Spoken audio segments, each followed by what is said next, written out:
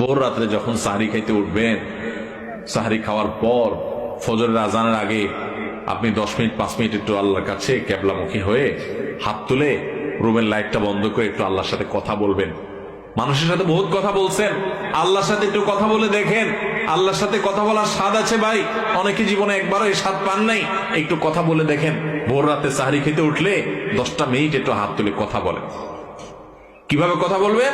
কথা বলবেন এইভাবে, ও আল্লাহ, কত গুনাহ আমি করেছি, কত পাপাচার আমি করেছি, মরতে আমার হবে, তোমার কাছে যাওয়া আমার লাগবে আল্লাহ। শয়তানের প্ররোচনা করেছি, এই রমজান মাস তুমি কত মানুষকে মাফ করে দাও। নবী করিম সাল্লাল্লাহু আলাইহি ওয়াসাল্লাম বলেছেন, ওয়ালিল্লাহি উতাকাউ মিনান নার ওয়া যালিকা ফি কুল্লি লাইলা। রমজানের প্রত্যেক রাতে আল্লাহ তাআলা অনেক মানুষকে সাধারণ ক্ষমা ঘোষণা করে দেন, যে যাও অমুক অমুক অমুক অমুক, যাও তোমাদেরকে মাফ করে দেওয়া হলো, জাহান্নাম থেকে মুক্ত ঘোষণা করে দেওয়া হলো। আল্লাহ কত মানুষকে আপনি সাধারণ ক্ষমা করে দিবেন।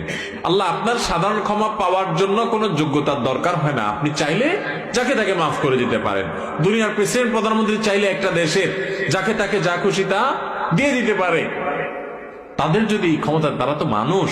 আল্লাহ আপনি তো মহান সৃষ্টিকর্তা, আপনি তো চাইলে আমার সব অপরাধগুলো মাফ করে আমাকে ফেরেশতা বানায় ফেলতে পারেন, পারেন না আল্লাহ? তো আল্লাহ আপনি